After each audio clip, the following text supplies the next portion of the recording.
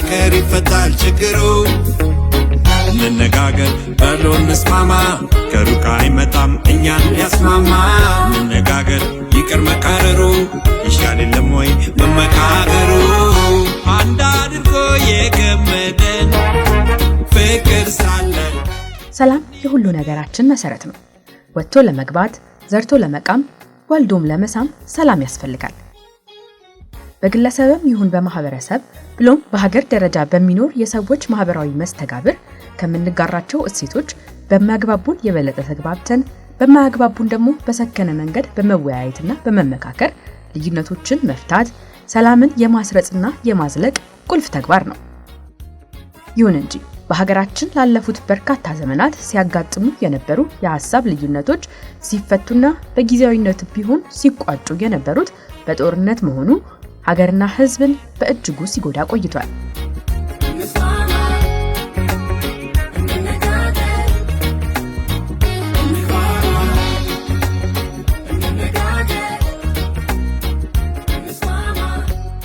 በሀገራችን ለዘመናት የዘለቀው የጦርነት ታሪክ ምዕራፍ ይዘጋ ዘንድ የኢትዮጵያ ሀገራዊ ምክክር ኮሚሽን ከ2 ዓመታት በፊት ሲቋቋም በሀገሪቱ በሚገኙ የፖለቲካና የሐሳብ መሪዎች እንዲሁም የህብረተሰብ ክፍሎች መካከል እጅግ መሰረታዊ በሆኑ ጉዳዮች ላይ ለተፈጠሩ ልዩነቶችና አለመግባባቶች መንስኤዎችን በመለየት በተለዩ አጀንዳዎች ላይ ሀገራዊ ምክክሮችን በማካሄድ ምክር ሐሳቦችን በማቅረብና ለተግባራዊነቱ የመከታተያ ስነ ስርዓት በመዘርጋት ለሀገራዊ መግባባት ምቹ ሁኔታዎችን የመፍጠር ተልእኮን በማንገብ ነው።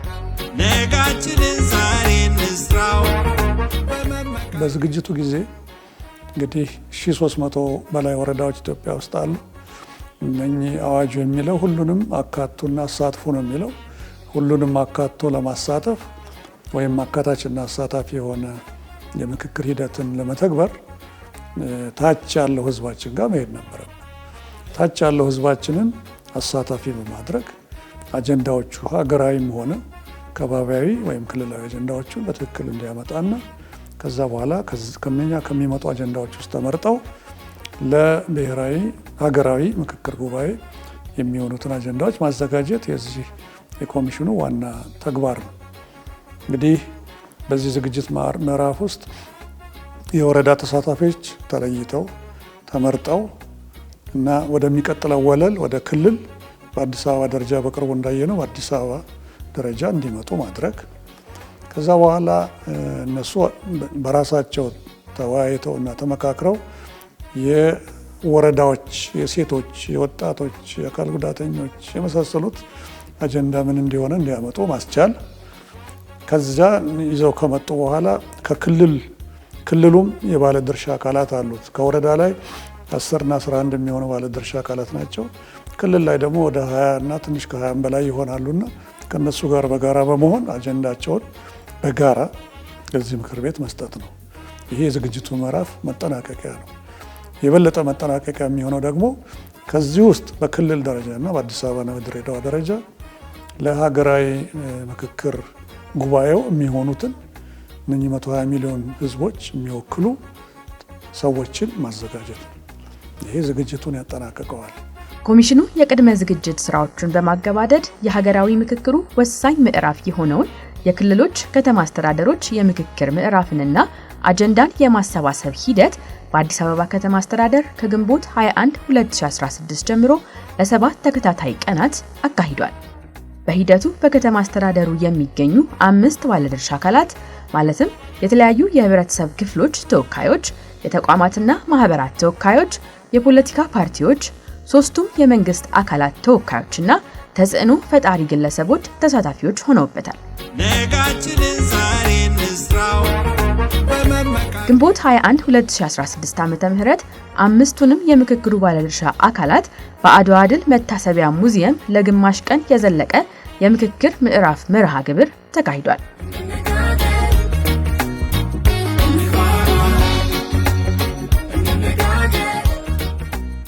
ግንቦት 21 2016 ዓ.ም ከከሰዓት በኋላው ክፍለ ጊዜ ጀምሮ 11 የተለያዩ የህብረተሰብ ክፍሎችን የወከሉ 2000 ያህል ተሳታፊዎች በ22 ቡድኖች ተከፍለው በአጀንዳ ሐሳቦቻቸው ላይ እስከ ግንቦት 23 2016 ዓመተ ምህረት በጥልቅ በመወያየት የአጀንዳ ሐሳቦቻቸውን በቃለ ጉባኤ ጭምር ያጸደቁበትን ሁነት አካሂደዋል።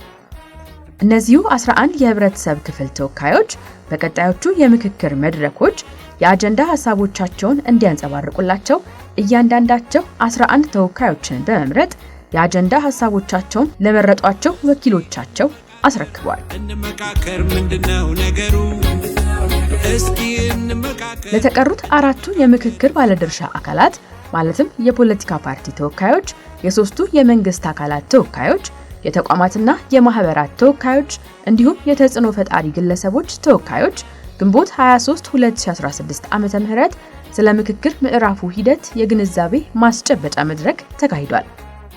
ግንቦት 24 2016 ዓመተ ምህረት ኮሚሽኑ በሀገር አቀፍ ደረጃ በአዲስ አበባ ከተማ ሁሉም ባለድርሻ አካላት የሚሳተፉበትን የአጀንዳ ማሰባሰብ ምክክር ምዕራፍ በይፋ ያስጀመረበት ደማቅ መድረክ።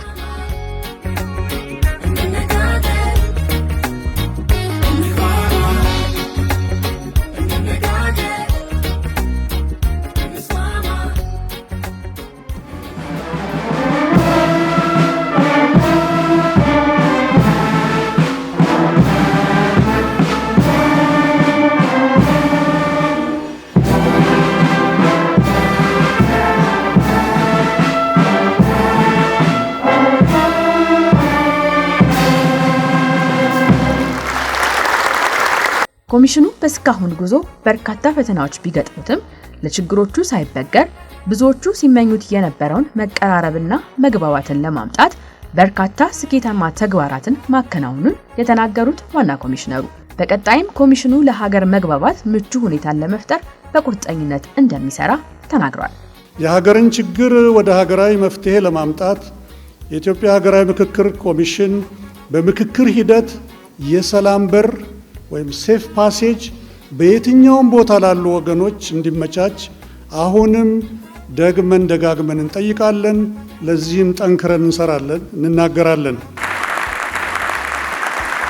በዚህ አጋጣሚ ኮሚሽኑ በግልጽ የሚለው ቢኖር የሀገራዊ ምክክሩ የሚመራው በአዋጅ መሆኑን በዚህ አጀንዳ አሰባሰብ ሂደት ማንኛውም ኢትዮጵያዊ አጀንዳውን በግልም ሆነ በጋራ ወደ ኮሚሽኑ ማምጣት መቻሉን በሀገራዊ ምክክር ጉባኤው የኮሚሽኑ ምክር ቤት በሚያወጣው ቀመር አካታች እንደሚሆንና ሂደቱም ግልጽና ተአማኒ በሆነ መልኩ እንደሚከወን በኮሚሽኑ ስም ቃል እገባለሁ። እንመካከር ምንድነው ነገሩ እስኪ እንመካከር።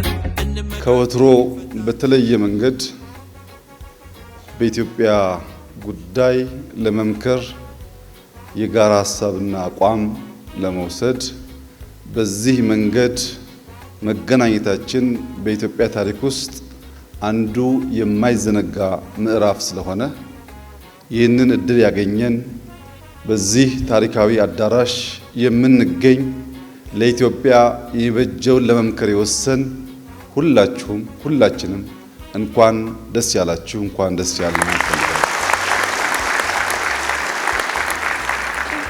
ዛሬ ለኢትዮጵያ አዲስ ምዕራፍ ነውና በዚህ ምዕራፍ ላይ በቅንነት ፈቅደንና ወደን ሁላችን እንድንሳተፍ በታላቅ አክብሮት ጥሪ ያቀረብ ይህንን የታሪክ ምዕራፍ እንድንጀምር የረዳንን ፈጣሪያችንን ማመስገን እፈልጋለሁ። በኢትዮጵያ በርካታ ስብራቶች አሉ። በኢትዮጵያ በርካታ ባይኖሩ፣ ባይከሰቱ፣ ባይደገሙ የምንላቸው ስብራቶች አሉ። ሁላችሁም እንደምትገነዘቡት ላለፉት 100 ምናምን ዓመታት ኢትዮጵያ ውስጥ የተሳካልን የመሰለን የቻልነው የመሰለን በድምሩ ያከሰረን መዋጋት ነው። ውይይትና ምክክሩ ላይ በሁሉም ወገን ያሉ ሰዎች እንዲገነዘቡ የሚያስፈልገው ነገር በአዳራሽ እንመክራለን፣ በፈለግነው አጀንዳ እንወያያለን። ሁላችን ከተግባባን በዚያ ጉዳይ ከተስማማን የቀጣይ ጉዟችን አካል ይሆናል። ባንስማማስ፣ አንዳንዶቻችን ባንፈቅድስ? በጣም ቀላል ነው። የኢትዮጵያ ሕዝብ በሪፍረንደም የተሻለውን ጉዳይ ይወስናል።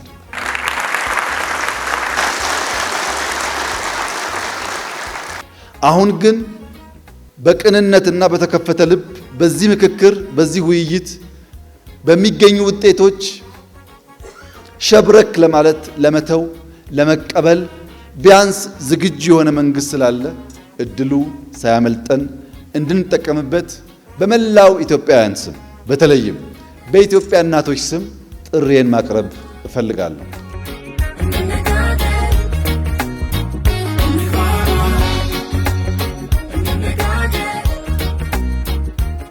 የኢትዮጵያ የፖለቲካ ፓርቲዎች የጋራ ምክር ቤት በሚያደርገውና እያደረገ ባለው ጥረት የተለያዩ የዓለም ሀገራቶችንም ጭምር በመዞር ለምሳሌ ደቡብ አፍሪካ፣ ኔዘርላንድ፣ ሰሜን አየርላንድ እና የመሳሰሉ በእንደዚህ አይነት ሂደቶች ውስጥ ያለፉ ሀገራቶች ምን አይነት ልምድ ሊያካፍሉን እንደሚችሉ አይተን ጥናትም አድርገን ገምግመን ከብዙ ጊዜ በኋላ ካለ መነጋገር ምን ጊዜም መነጋገር ይሻላል የሚለውን አንደርላይን አድርገናል። የችግሮች ፈጣሪም መፍትሄ አምጪም እኛው ሰዎች ነንና ሁላችንም ከግል ስሜት ወጣ ብለን ስለ ህዝባችን አንድነትና ስለ ሀገራችን ሰላም ስንል ልንወያይና ልንመካከር ይገባናል ያሉት አቶ አደም እንደ ፖለቲካ ፓርቲዎች ህብረት ከምክክሩ ሂደት የምንጠብቃቸው ናቸው ያሏቸውን ዋና ዋና ነጥቦችም አንስተዋል። የምክክሩ አካታችነትና የውክልና ጉዳይ ከምን ጊዜውም እና ከማንም በላይ ቅድሚያ ልንሰጠው የሚገባ ጉዳይ ነው። ሁለተኛ እንደ ጋራ ምክር ቤት ከዚህ መድረክ የምንጠብቀው ግልጸኝነትና ተጠያቂነት የሰፈነበት አካሄድ ነው። ከዚህ ባሻገር ገንቢ ተሳትፎ እንዲኖር ያስፈልጋል። ልዩነቶቻችንን በመጋጨትና ለግጭት ከመጠቀም ይልቅ በትብብር መንፈስ መቅረብ፣ የጋራ መግባባትን መፈለግ፣ ከልብ መፈለግ እና ለሁላችንም የሚጠቅሙ የመፍትሄ ሐሳቦችን ማመንጨት ይኖርብናል። ይሄ የሁላችንም እዚህ የተገኘን አካላት ኃላፊነት ነው። የግጭት መንስኤዎችንና አለመረጋጋትን ለመፍታት በጋራ በመስራት የሁሉም ዜጎች የሰላምና የጸጥታ ሁኔታ እንዲረጋገጥ ማድረግ ያስፈልጋል። ከዚህ አንጻር ምክክራችን እንዲሰምር ሁልጊዜም ለሰላም ቅድሚያ በመስጠት ከተማ ያለነውም ጫካ ያሉትንም ጥያቄዎችን በአፍ ተጠይቀን በአፈሙዝ መመለስ ማብቃት ይኖርበታል። እንመካከር፣ ምንድነው ነገሩ? እስኪ እንመካከር። ሀገራችን በትላልቅ ልዩነቶች፣ አለመግባባቶችና አውዳሚ ግጭቶች ውስጥ መሆኗን በአራቱም ማዕዘናት የሚገኙና የምንወክላቸው ሰራተኞቻችን ይገነዘባሉ። የጉዳቱም ገፈት ቀማሽ በመሆን ከኑሮ መናጋት እስከ ህይወት መስዋዕትነት እየከፈሉ ይገኛሉ በማለት ስለ ምክክርና ውይይቱ አስፈላጊነት አበክረው የተናገሩት ደግሞ የኢትዮጵያ ሰራተኞች ማህበራት ኮንፌዴሬሽን ተወካይ አቶ ድሪብሳ ለገሰ ናቸው። ኢሰማኮ አገራዊ ምክክርና ብሔራዊ እርቅ እጅግ አስፈላጊ ነው ብሎም ያምናል። አገራዊ ምክክሩ ሀገራችን ለጥልቅ ክፍፍል መፍትሄ ለማፈላለግ ከግጭት አዙሪት ለመውጣትና ሰላምን ለማስፈን ብሎም የሽግግር ፍትህ እንዲበየንና ከውድመት ወደ ልማት ጎዳና እንድታመራ ፍቱን ስልት መሆኑንም ይረዳል።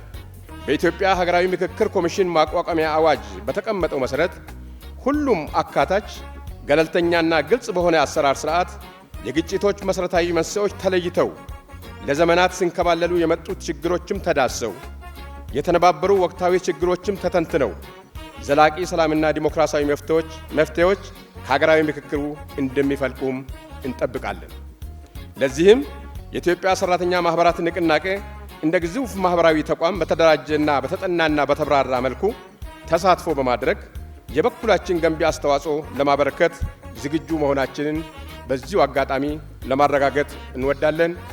ሁሉም ባለድርሻ አካላት ከግንቦት 25 እስከ 27 2016 ዓመተ ምህረት በጋራ ውይይቶችን በማድረግ የአጀንዳ ሐሳቦቻቸውን ካዘጋጁ በኋላ እያንዳንዳቸው ለቀጣዮቹ የምክክር ምዕራፎች የሚወክሏቸውን አምስት ተወካዮችን በአጠቃላይ 25 ተወካዮችን መርጠዋል። እነዚህ 25 ተወካዮችም ከወከሏቸው አካላት ያመጧቸውን የአጀንዳ ሐሳቦች አስፈላጊነትን፣ አስቸኳይነትንና ወካይነትን ከግምት ውስጥ በማስገባት የማደራጀትና የማጠናቀር ስራዎችን በትጋት ሰርተዋል።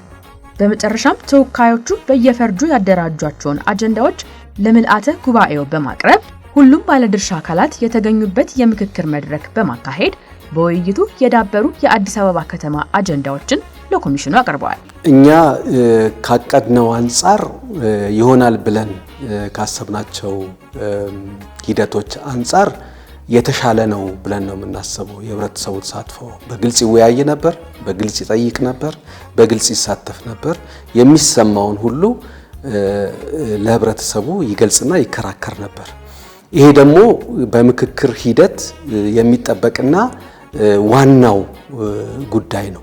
ክርክሮች ካልተካሄዱ፣ ውይይቶች ካልተካሄዱ፣ ከተለያዩ አካላት የሚመጡ ሀሳቦች ፍጭት ካልተካሄደ ምክክር ሊያሰኘው አይችልም። ስለዚህ አጀንዳ አሰባሰብ ላይ እነዚህ ነገሮች ይጠበቃሉ። ስለዚህም እነዚህም ሆነው ያገኘናቸው የህብረተሰብ ክፍሎች፣ ፖለቲካ ፓርቲዎች፣ መንግስትን ጨምሮ ሌሎችም የባለድርሻ አካላት ሰፊ ክርክሮች ጊዜ ወስደው ተከራክረው የአጀንዳ ግብዓት ሀሳባቸውን አቅርበዋል። ይሄም በነፃና በግልጽ ውይይት ተደርጎ የተካሄደ መርሃ ግብር መሆኑን ነው ማስተዋል የቻልነው።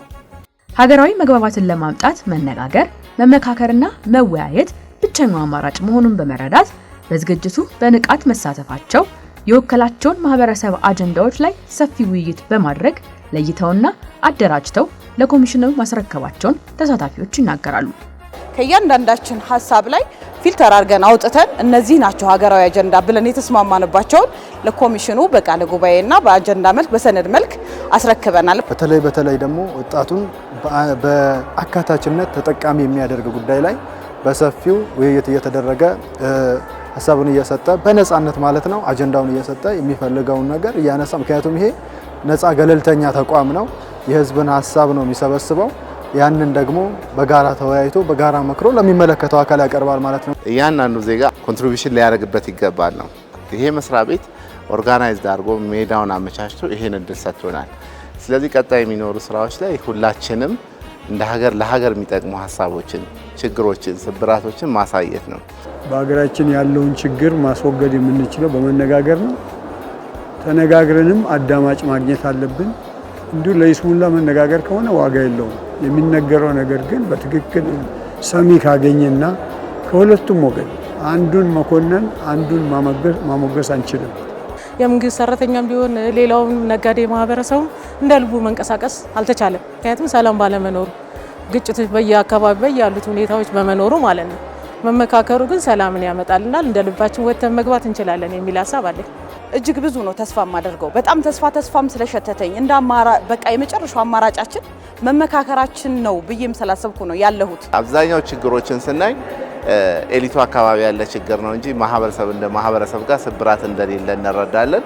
ስለዚህ ኤሊቶቻችን በየትኛውም የመንግስትም ይሁን የተፎካካሪ ፖለቲካ ድርጅትም ይሁን ነገ ቆምልሃለሁ የሚለው ማህበረሰብ ከማህበራትም ይሁን የትኛውም አካል ይሄን ነገር ጠንከራ አድርገው ሊሰሩበት ይገባል። አንድ ሀገር ነው ያለችን። ለሀገራችን የተሻለ በመነጋገር በመመካከር የተሻለ ለውጥ ሁሉም ከማህበረሰቡ መጀመሪያ ተነጋግሮ ወደ ለውጥ መምጣት አለበት የሚል ሀሳብ አለ። ከጦርነቱ በኋላ ተነጋግረን የተጨባበጥንባቸው ጉዳዮችን ከጦርነቱ በፊት ብናደርጋቸው የተሻሉ ነበሩ፣ የተሻሉም ይሆናሉ። እናም አሁንም ቢሆን መነጋገራችን አያከስረን፣ በብዙ ያስተርፈናል። መንግስት ማለት አባት ማለት ነው። ህዝብ ደግሞ ያ የመንግስት ልጅ ነው። ጥፋት ብቻ በህዝብ ብቻ ሳይሆን ከመንግስትም ሊሆን ስለሚችል መንግስትም ይሄንን ተገንዝቦ ወደ ሰላም የሚመጣበትን መንገድ ማሰብ ያለበት ይመስለኛል። እንመካከር፣ ምንድነው ነገሩ? እስኪ ይሄ የመጀመሪያ ነው። ምክክር ሂደት ሁልጊዜ አዲስ ነው እና የአሰራር ስርዓቱን ኦልሞስት በዚህ ባሁኑ በአዲስ አበባ ላይ ነው ገና የጀመር ነው። ስለዚህ በዚህ ሂደት ውስጥ የተማርናቸው ነገሮች አሉ። ለሌሎች ክልሎች ስንሄድና አጀንዳ ማሰባሰብ ስራ ስንጀምር እዛ በምን አይነት ሁኔታ ልናከናውን የምንችል ብዙ ትምህርቶች ይወሰድንባቸው ነው። እነዚህን ትምህርቶች ወስደን ተመረንባቸው ክልሎች ላይ ደግሞ ለምናከናውናቸው የአጀንዳ ግብአት አሰባሰብ ስርዓት በጣም ጠቃሚ ሆነው እንወስዳቸዋለን ብለን እናስባለን። ብዙ ያስተማረን ሂደት ነው። በጣም ደስ ያለን ምንድነው ሰዎች በነፃ ሲወያዩ ሲመካከሩ አይተናል። ይሄ ሚኒ ዳያሎግ ነው፣ ሚኒ መለስተኛ ምክክር ነው። አዲስ ነው ለነሱ። አንዳንድ ጊዜ መገፋፋቶች ይኖራሉ። የኔም አጀንዳዎች በጣም ብዙ ናቸው የቀረቡት። ለምሳሌ አንዳንዶቹ ጋር ስናይ 400 500 አጀንዳዎች ይቀርቡና በኋላ ላይ እንደገና ሲወያዩ ግን እየጨመቁት ሄደው 40 50 አጀንዳ መጨረሻ ላይ ይሰጡናል። እና ምንድነው ይሄ አንድ ኤክሰርሳይዝ አንድ ልምምድ ነው የተደረገውና ቁጭ ብሎ ያለምንም ፍርሃት ያለምንም እንዲህ ይሆናለሁ የሚሰማውን ሰው ተናግሮ ሐሳቡን ገልጾ ወደ አጀንዳ መልክ የአጀንዳ ግብአት የሚሆን ነገር አስቀምጦ ያንን አጀንዳ ግብአት ወደ አጀንዳ ቀይሮ እንግዲህ ለኛ ማመቻቸት ነበር ሂደቱ። መጀመሪያው ቀን ይሄ ዋናው ስብሰባ ሲጀመር ሶፍት ኦፕኒንግ የምንለው ማለት በቀላሉ የሚከፈት ነበር።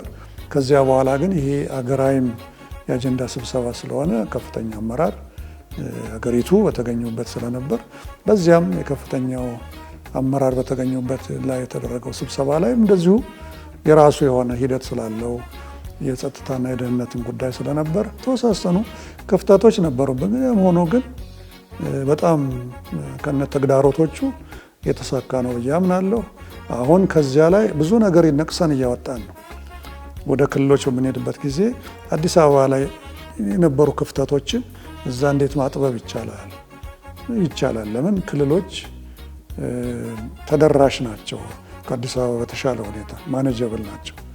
ሂደቱ በአጠቃላይ በጣም ጥሩ ነው እላለሁ። ከህዝብ የሚገኘው ግብአት ያንን ነው።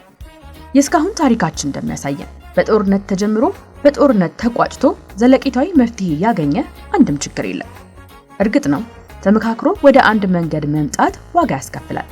የሰለጠነ መስዋዕትነትም ነውና ልዩነቶችን በንግግርና በውይይት እንፍታ። ታሪካችን ይቀየር። የሁልጊዜም የእርስ በርስ ግጭት ተምሳሌት መሆናችን ይብቃ። ችግሮቻችንን በሰለጠነና በሰከነ ምክክር እንፍታ። እናም እጅ ለእጅ ተያይዘን ስለ ቀጣይ እድገትና ልማት እናስብ። ያኔ በእርግጥም በጋራ እናሸንፋለን።